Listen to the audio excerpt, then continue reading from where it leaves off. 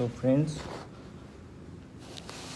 हाँ, सो हम आज अपने इस वीडियो में डिस्कस करेंगे C2 साइकिल के बारे में।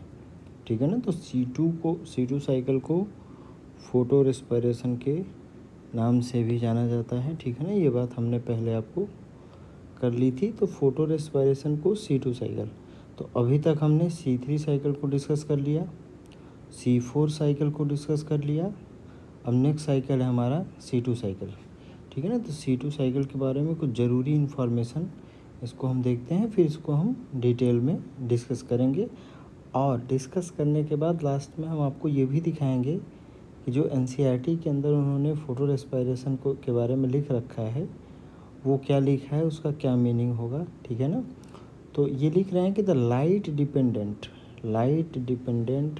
Uptake of oxygen, light dependent uptake of oxygen and release of carbon dioxide in C3 photosynthetic cell is called photorespiration or C2 cycle। ठीक है ना। तो पहले सबसे तो आपको ये पता होना चाहिए व्हाट इज़ फोटो रेस्पिरेशन। तो फोटो रेस्पिरेशन क्या है। ठीक है ना। तो photo respiration is the light dependent uptake of oxygen and release of carbon dioxide in C3 photosynthetic cell. ठीक है ना। नेक्स्ट पॉइंट है हमारा कि photo respiration operates during day time in C3 plant. C3 plant के अंदर day time में photo respiration operate होता है। एंड रूबिस्को जो एंजाइम है, तो रूबिस्को के बारे में हमने, ठीक है ना, C4 साइकिल के अंदर हमने डिटेल में बात कर रखा है इसके बारे में। तो rubisco act as oxygenase at higher concentration of oxygen and low concentration of carbon dioxide in C3 green cell. ठीक है ना। तो हमने क्या बताया था आपको कि रूबिस्को जो एंजाइम है उसके पास डबल एक्टिव साइट प्रेजेंट होता है। ठीक है ना। वो कार्बन डाइऑक्साइड को भी बाइंड कर सकता है, वो ऑक्सीजन को भी बाइंड कर सकता है। अगर कार्बन डाइऑक्साइड का कंसंट्रेशन ज़्यादा होगा एज़ कम्पेयर टू ऑक्सीजन, तो वो कार्बन डाइऑक्साइड को बाइंड करना प्रेफर करता है। लेकिन अगर कह रहे हैं कि ऑक्सीजन का कंसंट्रेशन डोमिनेट करेगा कार्बन डाइऑक्साइड के कंसंट्रेशन पे, तो फिर रूबिस्को कार्बोक्सिलेज एक्टिविटी को छोड़ के वो ऑक्सीजनेज एक्टिविटी पे शिफ्ट हो जाता है। ठीक है ना। और वो परफॉर्म करने लगता है फोटो रेस्पिरेशन, या इसी को हमने क्या नाम दिया, C2 साइकिल। आगे लिख रहे हैं कि photo respiration does not produce ATP। देखिए, अब इसको हमने वेस्टफुल प्रोसेस बोला था ना। तो वेस्टफुल कहने के पीछे लॉजिक क्या है हमारा। एक तो कह रहे हैं यहाँ पे ATP नहीं बनता है, ठीक है ना, तो NADPH प्लस H प्लस यानी NADPH2 नहीं बनता है, और न ही शुगर का प्रोडक्शन होता है। मतलब ना तो कह रहे हैं कि इसका रिलेशन एसिमिलेटरी पावर से है, बोलिए, न इसका रिलेशन एसिमिलेटरी पावर से है, न कह रहे हैं कि यहाँ पे शुगर सिंथेसाइज होता है, but involve oxidation of organic compound का ऑक्सीडेशन होगा। ना यहाँ पे ATP बनेगा, ना NADPH2 बनेगा, ना शुगर बनेगा। इसलिए इसको हमने क्या नाम दिया, so it is a wasteful process. ठीक है ना। अब ये जो घटना है पूरा, मतलब C2 साइकिल है, वो क्लोरोप्लास्ट, पैराक्सीसोम एंड माइटोकॉन्ड्रिया, तो इसी सीक्वेंस में इसको याद रखना है आपको। ठीक है ना। देखिए, अब कह रहे हैं कि यहाँ पे RUBP रूबिस्को के प्रेजेंस में C3 साइकिल में बाइंड करता था कार्बन डाइऑक्साइड से। ठीक है ना। तो अब जो हमने क्या बताया कि अगर कह रहे हैं कि कार्बन डाइऑक्साइड का कंसंट्रेशन ऑक्सीजन के ऊपर डोमिनेट करेगा, तो फिर RUBP किसको बाइंड करेगा, कार्बन डाइऑक्साइड को।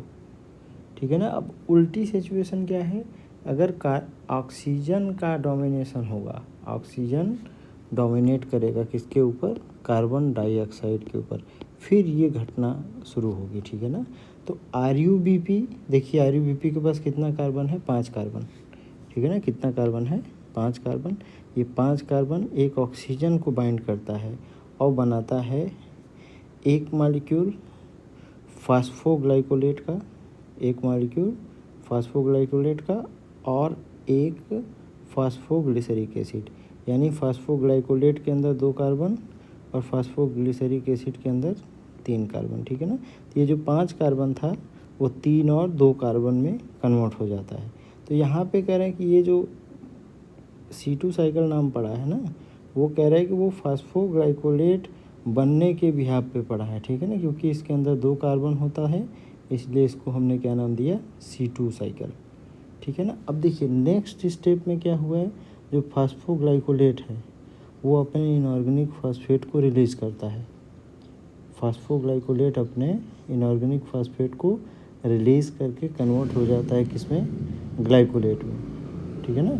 अब ये जो ग्लाइकोलेट है, तो ग्लाइकोलेट बनता कहाँ है, क्लोरोप्लास्ट में। कहाँ बनता है, क्लोरोप्लास्ट में। अब इस ग्लाइकोलेट को ट्रांसफ़र किया जाता है पेरोक्सिसोम में। कहाँ ट्रांसफ़र किया जाता है, पेरोक्सिसोम में।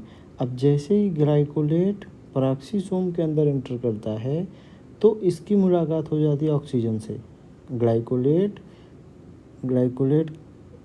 की मुलाकात होती है ऑक्सीजन से, और ग्लाइकोलेट ऑक्सीजन से जुड़ने के बाद कन्वर्ट हो जाता है ग्लाई ऑक्सीलेट में। किसमें कन्वर्ट हो जाता है, ग्लाई ऑक्सीलेट, और क्या बनाता है, hydrogen peroxide.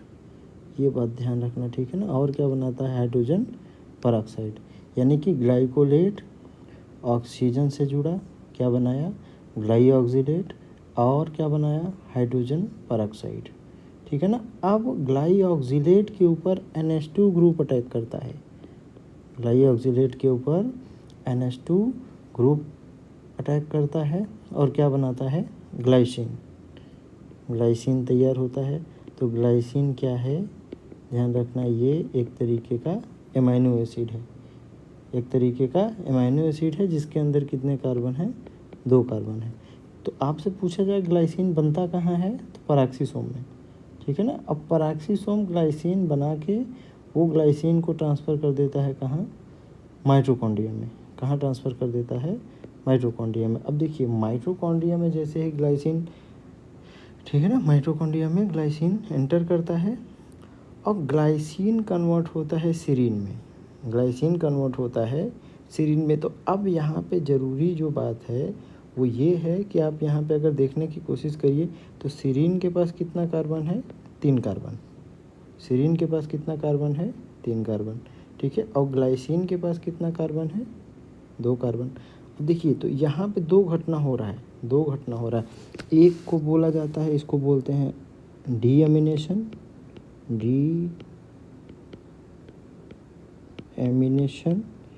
And carbon dioxide का बाहर निकलना क्या कहलाता है, डी कार्बोक्सिलेशन, ठीक है ना।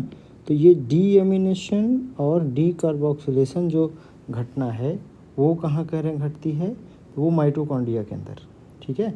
तो अब आप ध्यान दीजिए कि अकेला ग्लाइसिन डी कार्बोक्सिलेशन में जाने के बाद तो वो कभी भी सीरीन तो बना ही नहीं सकता, बोलिए, क्योंकि सीरीन के पास कितना कार्बन है, 3 कार्बन है, ठीक है ना। और सीरीन बना है ग्लाइसिन के डिकार्बो, मतलब कहने का ये है कि ऐसा कुछ होता होगा ना। देखिए ध्यान से ना, यहाँ पे ये जो पूरी घटना है वो कितनी बार ऑपरेट होती होगी, 2 बार। कितनी बार, 2 बार ऑपरेट होगी। तो 2 बार कह रहे हैं कि ये घटना घटेगी, ठीक है ना। ऊपर वाला जो रिएक्शन है अगर ये पूरा 2 बार चलेगा तो यहाँ पे ग्लाइसिन कितना बनेगा, ग्लाइसिन का 2 मॉलिक्यूल सिंथेसाइज होगा। अब 2 ग्लाइसिन के अंदर आपको कार्बन का नंबर कितना देखने को मिलेगा, 4। एक ग्लाइसिन के पास 2 कार्बन, तो 2 ग्लाइसिन के पास 4 कार्बन। अब 4 कार्बन से यहाँ पे कह रहे हैं कि एक तो डीएमिनेशन और दूसरा, बोलिए, एक तो डीएमिनेशन, दूसरा डी कार्बोक्सिलेशन। तो ये कह रहे हैं डीएमिनेशन डी कार्बोक्सिलेशन के बाद कह रहे हैं कि हमारा जो 2 मॉलिक्यूल ग्लाइसिन है वो कन्वर्ट होता है 1 मॉलिक्यूल सीरीन के अंदर। और देखिए एक ज़रूरी बात क्या है यहाँ पे, देखिए NAD+ जो है ना, NAD+ वो रिड्यूस होता है किस में, NADH2 में। NAD+ रिड्यूस होता है किस में, NADH2 में। अब देखिए ये जो सीरीन माइटोकॉन्ड्रिया के अंदर सिंथेसाइज होता है। सीरीन ये जो माइटोकॉन्ड्रिया के अंदर बना है, इस सीरीन को फिर से ट्रांसपोर्ट कर दिया जाता है कहाँ, पेरोक्सिसोम में। कहाँ ट्रांसपोर्ट कर दिया जाता है इसको, पेरोक्सिसोम में। और सीरीन अपना एक NH2 ग्रुप कह रहे हैं कि बाहर करता है, NH2 ग्रुप बाहर करता है और वो कन्वर्ट हो जाता है हाइड्रोक्सी पायरुवेट में। किसमें कन्वर्ट हो जाता है, हाइड्रोक्सी पायरुवेट में, ठीक है ना। अब हाइड्रोक्सी पायरुवेट फिर से कन्वर्ट होता है किसमें, ग्लिसरेट में। ग्लिसरेट बोलिए या इसी को हम बोल सकते हैं ग्लिसरिक एसिड। ग्लिसरेट बोलिए या इसी को हम क्या और कह सकते हैं, ग्लिसरिक एसिड, ठीक है ना। तो देखिए जब हाइड्रोक्सी पायरुवेट ग्लिसरेट में कन्वर्ट होगा तो वहाँ पे एक NADH2 कन्वर्ट हो जाता है किसमें, NAD प्लस में। किसमें कन्वर्ट हो जाता है, NAD प्लस में, ठीक है ना। अब ये जो ग्लिसरेट है, ग्लिसरेट फर्दर कहाँ एंटर करता है, क्लोरोप्लास्ट में, ठीक है ना। तो ग्लिसरेट बना कहाँ, पेरोक्सिसोम में। ग्लिसरेट बना कहाँ, पेरोक्सिसोम में। और बनने के बाद फिर से कहाँ वो एंटर कर गया, क्लोरोप्लास्ट में। अब क्लोरोप्लास्ट में जैसे ही ग्लिसरेट एंटर करता है, ठीक है ना, तो यहाँ पे आपको क्या देखने को मिल रहा है ना, ATP देखिए ADP में कन्वर्ट हो रहा है। ATP ADP में कन्वर्ट हो रहा है, यानी डीफास्फोराइलेशन। इसको हम क्या बोल सकते हैं, डीफास्फोराइलेशन। तो डीफास्फोराइलेशन का नतीजा क्या होगा कि यहाँ पे इनऑर्गेनिक फॉस्फेट रिलीज होगा, ठीक है ना। तो वो इनऑर्गेनिक फॉस्फेट ग्लिसरेट को बाइंड करता है और ग्लिसरेट को कन्वर्ट कर देता है किसमें, फॉस्फोग्लिसरिक एसिड में। किसमें कन्वर्ट कर देता है, फॉस्फोग्लिसरिक एसिड में। तो आप यहाँ पे ओवरऑल देख सकते हैं ना कि देखिए ये जो कह रहे हैं कि ये जो NADH2 सिंथेसाइज हुआ, ठीक है, NADH2 सिंथेसाइज हुआ कहाँ, माइटोकॉन्ड्रिया में। वो NADH2 पेरोक्सिसोम में फिर से क्या हो गया, इस्तेमाल हो गया। तो मतलब एक NADH2 बना और एक NADH2 को इस्तेमाल कर लिया गया। तो NADH2 के लेवल पे नेट फ़ायदा तो कुछ नहीं हुआ। मतलब एक NADH2 देखिए यहाँ पे बना है और एक NADH2 यहाँ पे इस्तेमाल कर लिया गया, ठीक है ना। तो NADH2 के लेवल पे हमें क्लियर हो गए कि ना, तो मतलब NADH2 के लेवल पे कोई फ़ायदा नुकसान नहीं हुआ, ठीक है ना। और क्या हो रहा है यहाँ पे, एडिशनल कह रहे हैं कि आपको एक और घटना देखने को मिल रही है। तो यहाँ पे ATP, यहाँ पे एक ATP भी खर्च हुआ है, ध्यान से देखिए, ठीक है ना। तो इसीलिए कह रहे हैं कि ये जो फोटो रेस्पायरेशन है उसको हमने क्या बोला, ये एक वेस्टफुल प्रोसेस है। ये एक वेस्टफुल प्रोसेस है क्योंकि यहाँ पे देखिए पूरे रिएक्शन में कहीं भी आपको एसिमिलेटरी पावर बनता हुआ नहीं दिखाई दे रहा है। न तो कहीं शुगर बन रहा है, न तो कहीं शुगर बन रहा है। और उसके बदले में और क्या हो रहा है, कि सर यहाँ पे देखिए ATP अलग से लग रहा है, ATP अलग से लग रहा है। तो ओवरऑल कह रहे हैं कि ये जो फोटो रेस्पायरेशन है वो कैसा प्रोसेस होगा, तो ये एक वेस्टफुल प्रोसेस है, ठीक है ना। तो थोड़ा सा यहाँ पे आपको क्लियरिटी आई होगी। अब ये NCERT का क्या मानना है इसको हम देख लेते हैं। देखिए हेडिंग है हमारा फोटो रेस्पायरेशन। तो फोटो रेस्पायरेशन को और किस नाम से जाना जाता है, फोटो रेस्पायरेशन को हम लोग C2 साइकिल के नाम से भी जानते हैं, ठीक है ना। ये बात हमने कर लिया। 3 सेल का नाम याद रखना है, क्लोरोप्लास्ट, पेरोक्सिसोम एंड माइटोकॉन्ड्रिया। देखिए कह रहे let us try and understand one more process that create an important difference between C3 and C4 plant. तो आपको क्या ध्यान में रखना है, C3 और C4 प्लांट में मेजर जो डिफरेंस है वो किसका है, फोटो रेस्पायरेशन का। मतलब C3 प्लांट ग्रुप के अंदर फोटो रेस्पायरेशन पॉसिबल है, जबकि C4 प्लांट के अंदर फोटो रेस्पायरेशन नहीं होता है। इसके बारे में डिटेल में हमने आपको C4 साइकिल में बात किया है, ठीक है ना। To understand photo respiration we have to know a little bit more about the first step of the Calvin pathway, the first CO2 fixation step. This is the reaction where RuBP, ठीक है। तो ये C3 में क्या होता था, RuBP combine करता था किसके साथ, कार्बन डाइऑक्साइड के साथ, और वहाँ से क्या तैयार होता था, 3-फॉस्फोग्लिसरिक एसिड। इसको हमने क्या नाम दिया था, 3-फॉस्फोग्लिसरिक एसिड, ठीक है ना। तो ये जो 3-फॉस्फोग्लिसरिक एसिड है, इसके कितने मॉलिक्यूल बनते थे, 3 मॉलिक्यूल बनते थे, इसलिए इस साइकिल को हमने क्या नाम दिया था वहाँ पे, C3 साइकिल बोला था, ठीक है। तो ये अभी तक इन्होंने फोटो रेस्पायरेशन के बारे में कुछ नहीं बात किया है, अभी ये बताने की कोशिश कर रहे हैं कि C3 साइकिल अगर होता तो ऐसा होता, ठीक है ना।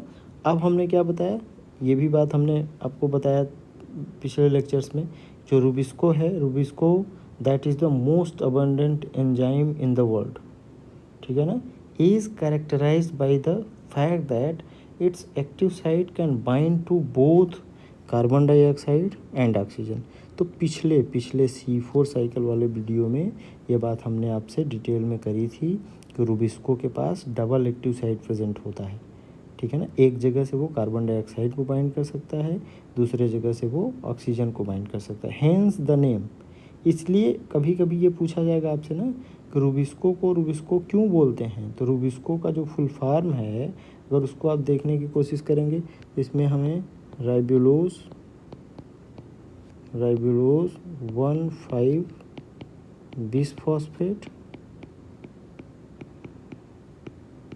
Bisphosphate carboxylase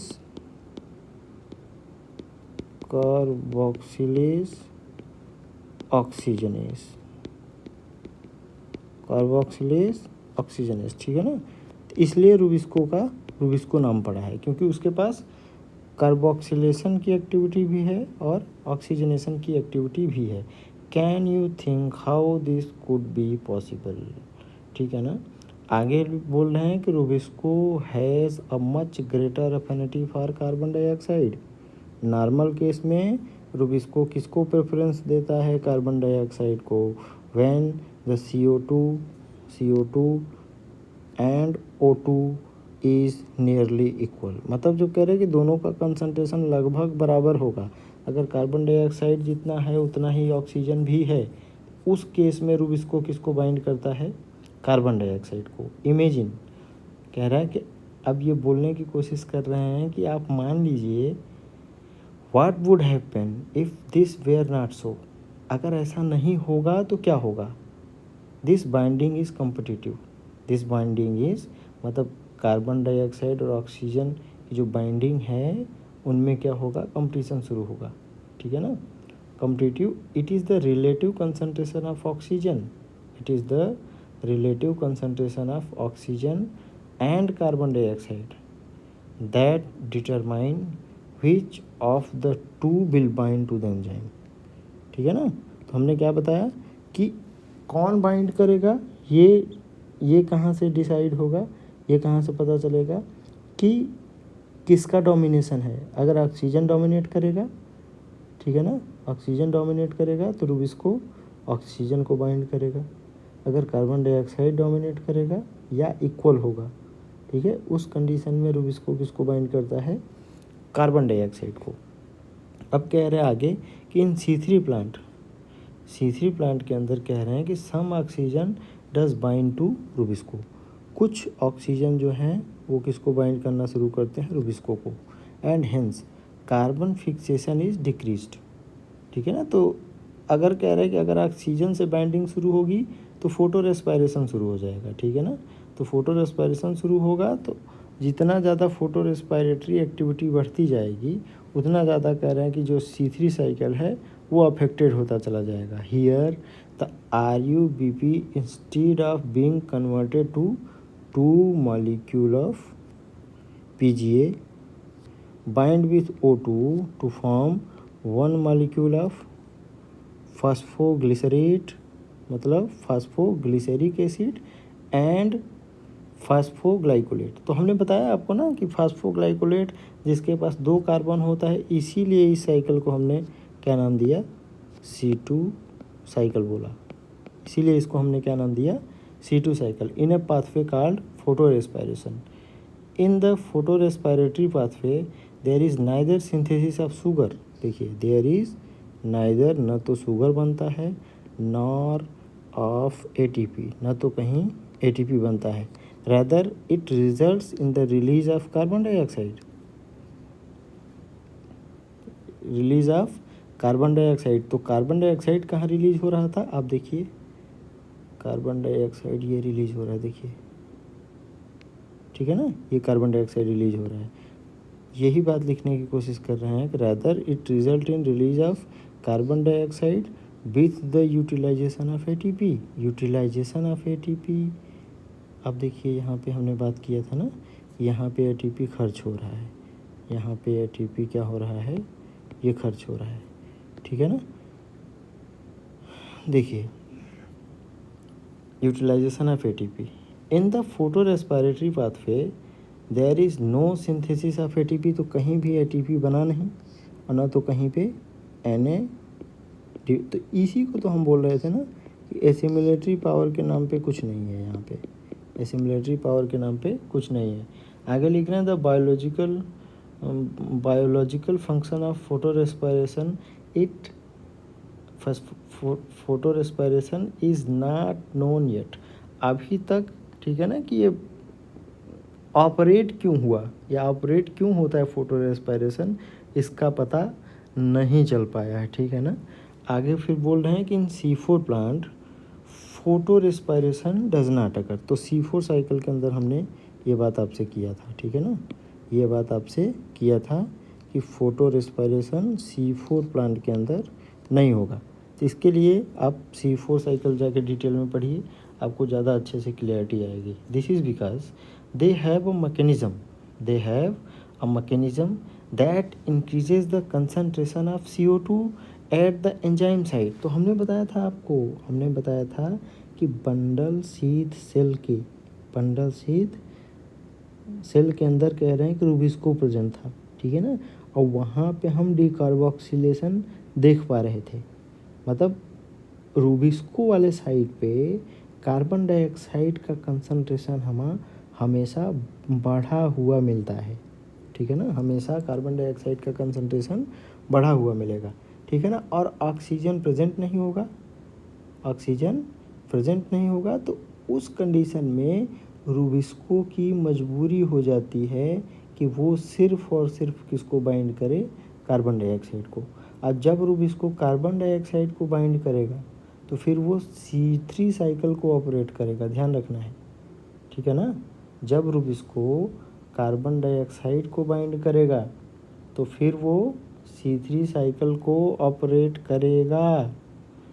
this takes place when C4 acid from the, ये बात बताया आपको, ठीक है ना, कि वो जो ऑक्जेलोएसिटिक एसिड, फिर ठीक है ना मैलिक एसिड, एस्पार्टिक एसिड, ये सब बनते थे, ठीक है ना, broken down in the bundle sheath cell, ठीक है। तो बंडल शीथ सेल के अंदर हमने बताया आपसे कि वो जो 4 कार्बन कंपाउंड था वो 3 कार्बन कंपाउंड, जिसको हमने पायरुविक एसिड नाम दिया, उसमें कन्वर्ट होता था और डीकार्बोक्सिलेशन होता था वहाँ पे।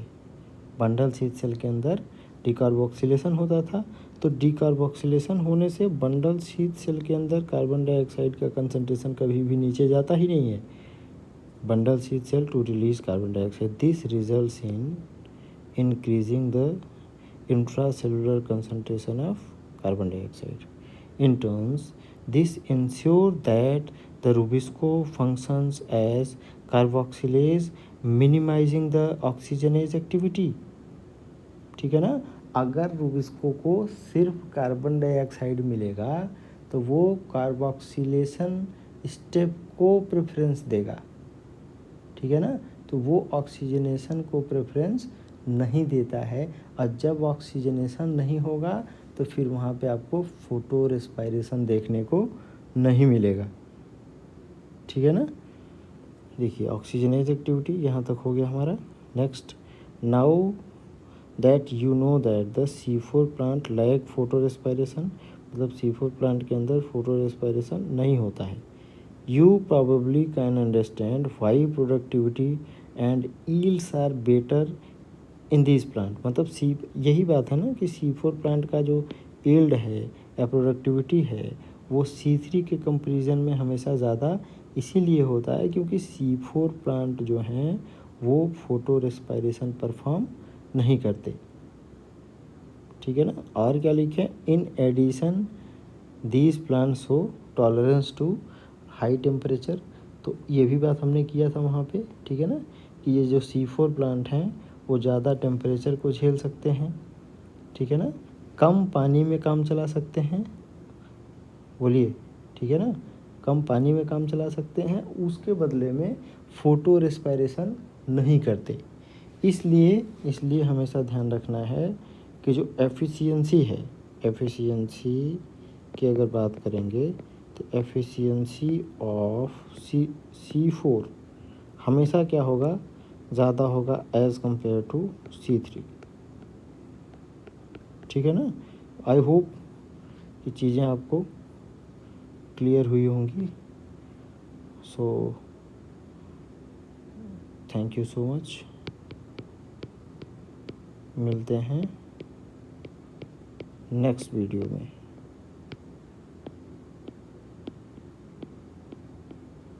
Thank you.